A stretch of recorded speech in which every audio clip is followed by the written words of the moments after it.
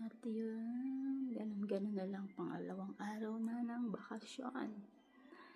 Day 2. Medyo tamados tayo ngayon. Pero mamaya, yan. Nag-ayos tayo ng bed. Hindi ko pa naayos. At yan, nilabahan ko na siya. Yan yung manipis kong kumot kasi summer na nga. Mainit ngayon. At yan yung mga sapatos kahapon. Tuyo na sila. Ito lang naman yung kwarto ko. Katamtaman ang laki. Kita niyo yung init na. Pumapasok talaga. Nakabukas yung main door. Yan. May lumang aircon. Hindi na iba kong damit nandyan.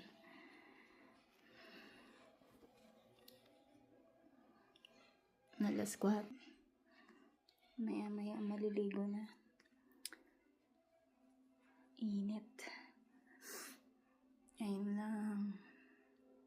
Sana lakad-lakad mamaya. Pag di na masyado mainit. See you.